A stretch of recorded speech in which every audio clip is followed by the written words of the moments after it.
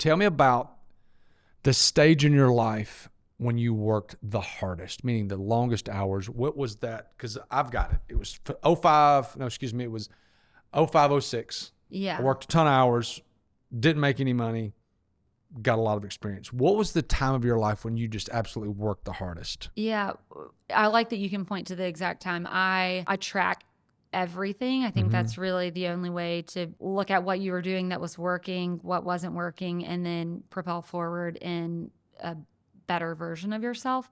So I look at everything every Monday. I look at the week that I just had and then the upcoming week, and I analyze both.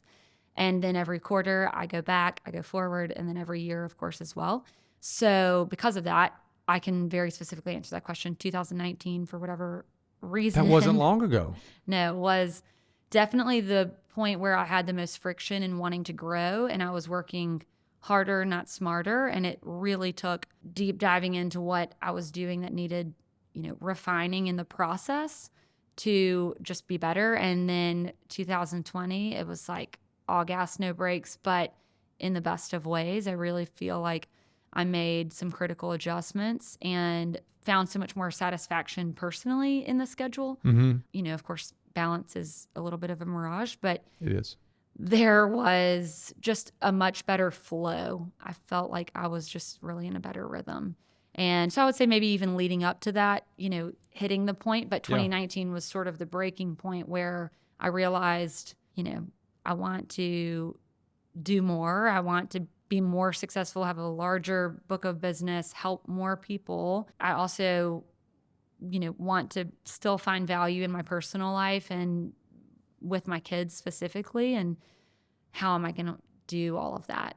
Thankfully for me, another part of kind of when I got into real estate is that like I told you, I was in finance before, and I was kind of waiting on when I could make that jump and waiting on Tyler's confirmation of being in Birmingham. And so by the time I decided to take my real estate license exam, I surprisingly, which was a great surprise, but found out that I was expecting my oldest daughter. I knew that was coming, yeah. Yeah, the same day that I passed my real estate test. I said I got 2 positive tests in one day. I was only expecting one, but they both came. And honestly, it was a really great blessing because like the 2 just took off. My career in real estate and career in motherhood were simultaneously running on, tracks next to each other. And that's always given me great perspective on how am I doing and, where am I in both. What is the hardest part about what you do?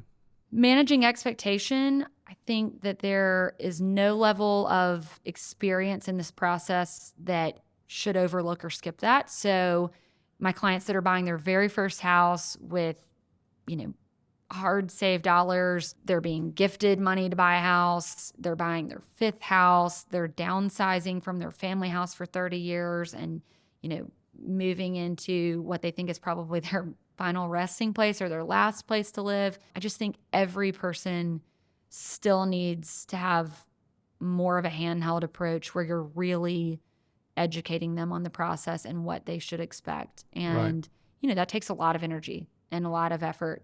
Because everybody's different. Yeah. I think that often in business and specifically in real estate, you are the recipient of other people's problems, situations that present themselves that appear to need your intervention, or, something that seems like it happens to you in an affliction manner.